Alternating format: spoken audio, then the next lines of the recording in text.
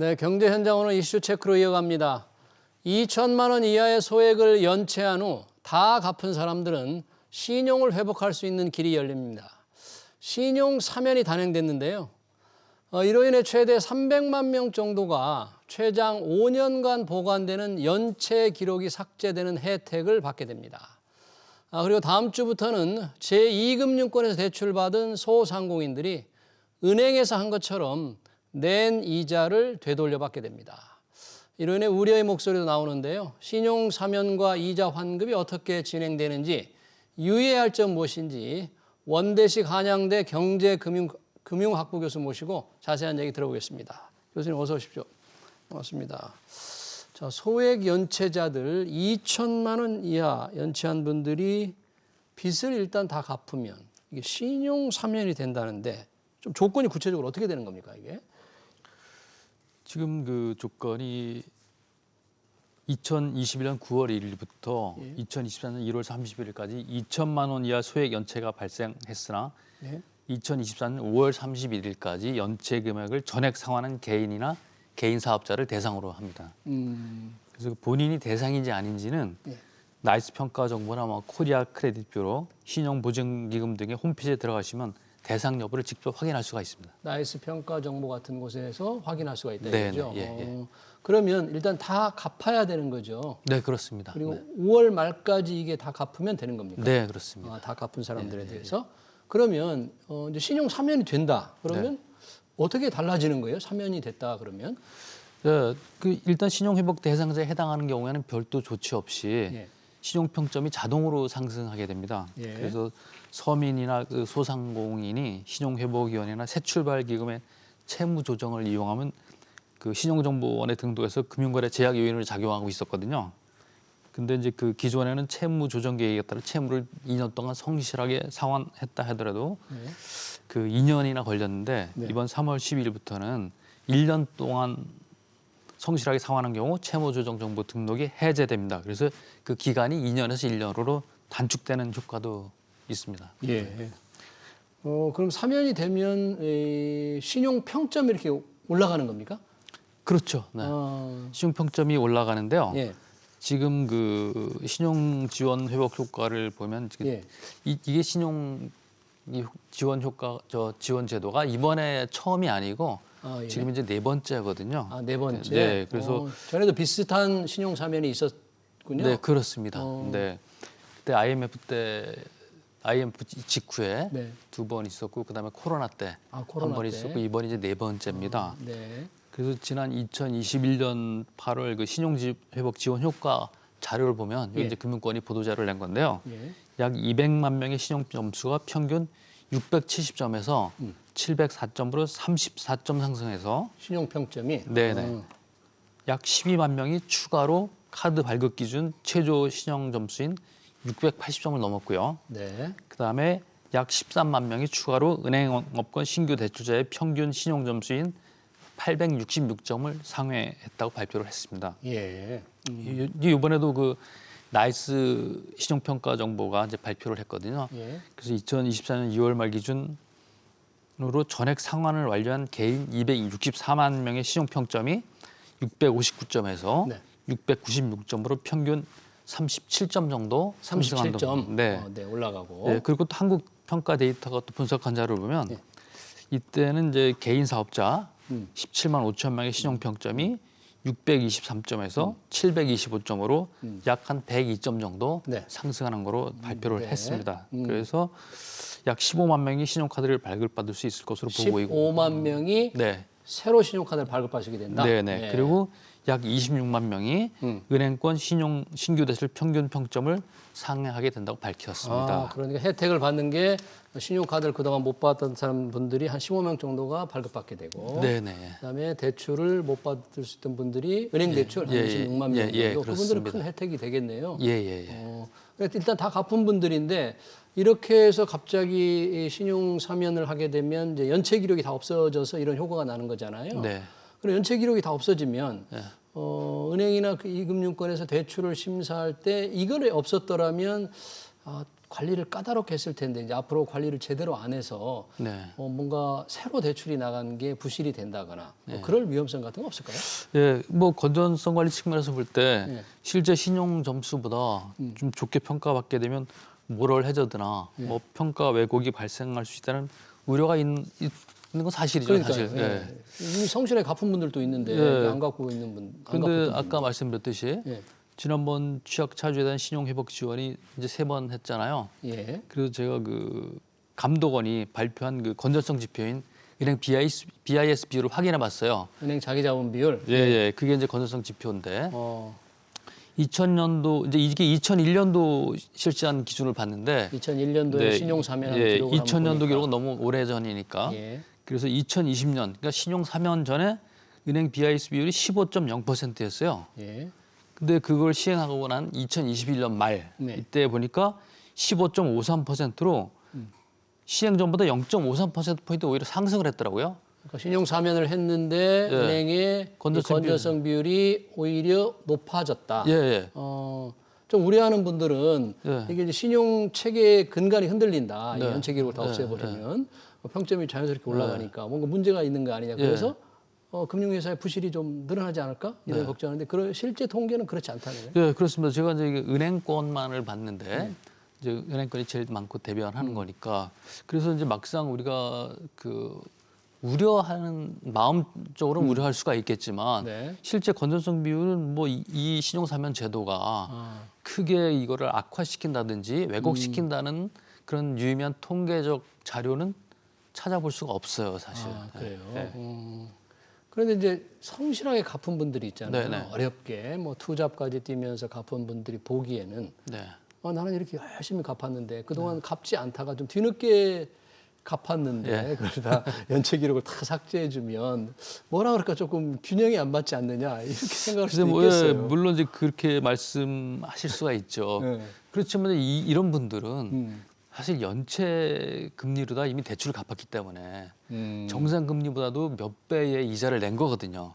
연체 금리로 이미 다 그렇죠. 갚으니까. 그러니까 이미 그걸로 자기 페널티가 부과가 됐다고 예. 이렇게 우리가 봐도 예. 무방할 것 같습니다. 어, 그리고 일단 연체됐음에도 불구하고 성실하게 이자를 납부했다고 이자를 납부했고 갚았다는 거는 네. 이분들이 그 모럴 해저드가 있어서 그런 게 아니고 상황이 어쩌다 보니까 어려운 상황에 처해져서 연체를 하게 됐고 그리고 나중에 좀 좋아져서 그거를 갚게 됐으니까 뭐 우리가 심리적으로 볼 때는 그렇게 이제 정상적으로 갚으신 분과 안 갚으신 분의 차이가 있으니까 이건 좀 문제가 있지 않겠나. 예, 차이가 없어져 버렸으니까. 네, 이렇게 볼 수도 있겠지만 네. 그 차이는 이미 연체이자로 이분들은 그 벌을 받았다. 예. 이렇게 우리가 음, 그 생각해도 무방할 그렇게 것 같습니다. 생각해야 네.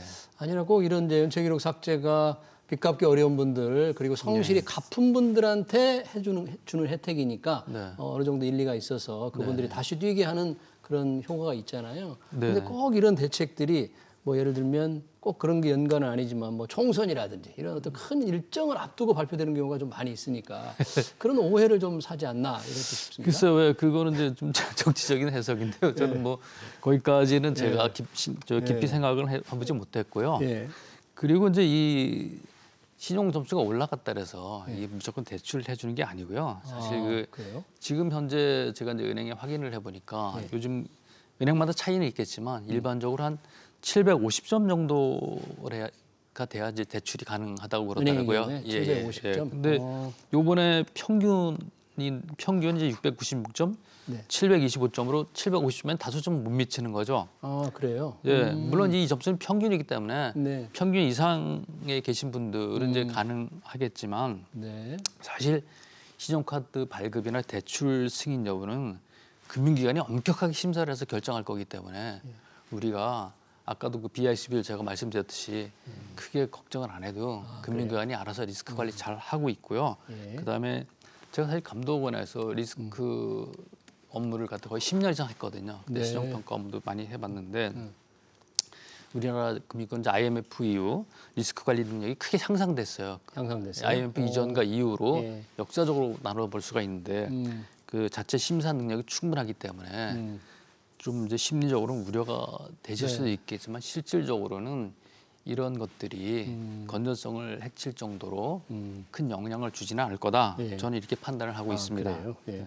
근데 신용카드 같은 경우 이제 이번 신용 사면으로 연체 이력이 없어지면서 아까 15만 명 정도가 새로 받게 된다고 해서 우리 은행들이 이제 신용카드 발급에 상당히 리스크 관리를 잘 하고 있다고 하는데 영업을 독려하는 차원에서 신용카드를 마구 발급하려고 하는 금융회사들, 은행들이 많이 있잖아요. 사실은 이 사면 제도가 아니더라도 옛날에 뭐 길거리에서 신용카드를 많이 발급한다든지 그런 것들이 많이 있기 때문에 그 영업 차원하고 이게 신용회복 지원하고 결부시켜서 그거를 수평적으로 비교한다는 거는 사실 좀 아닌 것 같고요. 알겠습니다. 그리고 뭐 이번에 실시하는 신용사면이 이미 채무를 전액 상환을 했고 재기 의지가 확실하게 있는 채무자들을 대상으로 하는 거기 때문에 나라 경제 전체적으로 봤을 때는 오히려 부정적 효과보다는 긍정적인 효과가 더 클 거로 저는 판단을 합니다. 신용사면의 긍정적인 효과가 훨씬 더 클 거다. 다 갚은 분들의 해니까. 그렇습니다. 네, 신용사면과 같은 이 금융 관련 제도 하나가 지금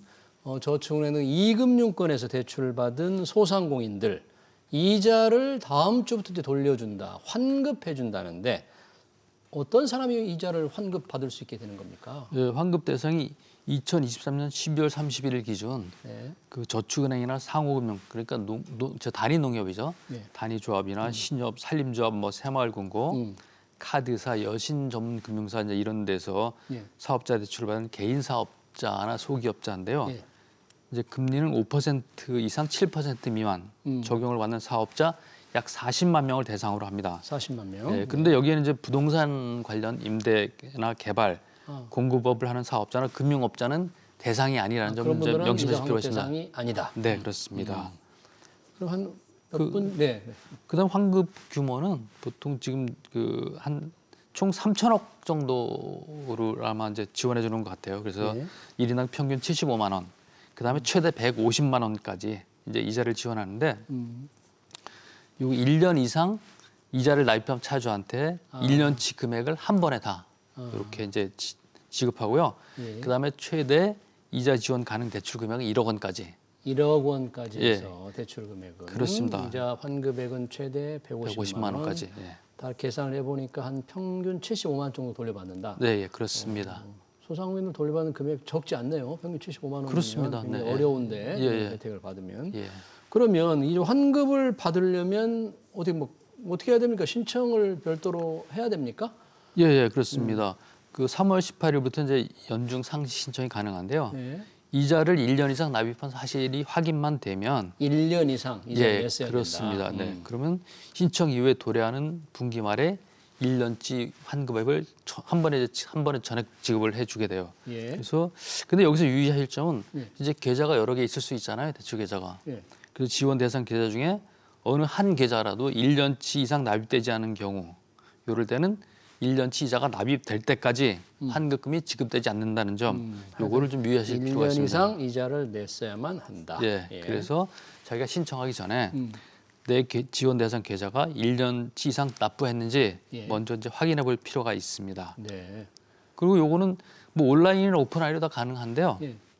자세한 내용은 금융위원회 홈페이지나 금융위원회 금융기관 등에서 확인을 해볼 수가 있어요. 그래서 신청 채널이나 제출 서류는 차주가 개인 사업자인지 또는 법인이나 소기업인지 이런 것들은 이제 금융기관 여건 등에 따라 달라질 수가 있기 때문에 그 거래 금융기관 등의 홈페이지에 게시된 관련 정보를 꼼꼼하게 확인해서 하시면 될 것 같습니다. 소상공인들 이제 환급 받게 되면 굉장히 좋으셔서 상당히 이제 75만 원 평균적으로 받으면 좋을 텐데. 그렇습니다. 이게 이제 받는 분들한테 금융회사들이 이렇게 미리 이제 안내 메시지를 보낸다면서요. 보내는데 이게 요즘 보이스피싱, 야 이게 보이스피싱 아닌가 이게 속을 수가 있을 것 같아요. 그것도 구분하는 방법이 있습니까? 사실 요즘 뭐 무슨 지원 제도만 나오면은 그 보이스피싱 범죄자들이 그 틈을 파고 들어와서 상당히 사람들을 이제 현혹시키는데 그래서 차주들이 피싱 피해를 이제 입지 않도록 주의하셔야 되는데 이 환급 문자 메시지는 차주가 스마트폰을 시청할 수 있는 링크도 제공하지 않고요. 무슨 뭐 링크에 접속하라 그런 거 있잖아요. 링크 접속하라 그러면 이건 사기다. 그다음에 또 개인정보나 신분증도 요구하지 않는데 개인정보를 요구한다든지 뭐 신분증을 요구한다든지 이런다 하면은 이건 이제 예. 체크해 보실 필요가 있습니다. 네. 그래서 금융회사 직원이 개인정보나 계좌정보 또는 OTP 있잖아요. 비밀번호 생성기 그런 것들을 요구하지 않으니까 만약에 이게 의심스럽다 그러면 전화를 끊고 직접 금융회사 문의를 하시면 됩니다. 예. 그래서 공식 홈페이지나 콜센터를 통해서 어떤 일이 벌어지면 항상 확인하는 습관, 네. 확인하는 습관을 들이시면 예. 보이스피싱 피해를 방지할 수가 있습니다. 예. 그러니까 무슨 링크에 접속하라 그러는 순간 이건 네. 보이스피싱이다. 그렇습니다. 하고 네. 바로 확인을 해야 된다. 네. 그다음에 개인정보를 요구한다든지. 예. 그러면. 예. 이거는 아까 신용사면처럼 모럴 해저드 그런 비판은 좀 없습니까? 이건 어떻습니까? 그렇죠. 이거는 이제 사실 그 우리가 어려운 사람들 도와주는 거잖아요. 예. 우리가 그러고 기업들도 예. 사면이라는 게 사실은 이제 뭐 신용만 있는 것이 아니고 정치인들 사면도 있고 그렇죠. 기업인들도 있고 여러 가지 사면들 많이 하는데 아. 사면 제도라는 거는 예. 한때 문제가 있었지만 이제 뭐 개가천선을 한다든지 또는 네. 사회에 음. 제대로 적응을 시켜서 좀 정상적인 생활을 할 수 있도록 해주는 거잖아요. 네. 만약에 이제 이런 분들이 음. 이런 사면 제도를 통하지 않고 회복할 수 있는 기회를 주지 않는다면 사회의 어떤 불안 요소가 될 수도 있잖아요. 그렇죠. 예, 그래서 그런 우리 면에서 예, 사회 안전망 차원에서 이런 제도를 실시하는 게 저는 바람직하다고 생각을 합니다. 알겠습니다. 신용 사면과 이금융권의 소상공인에 대한 이자 환급까지 잘 들었습니다. 지금까지 원대식 한양대 경제금융학부 교수였습니다. 교수님 고맙습니다. 고맙습니다.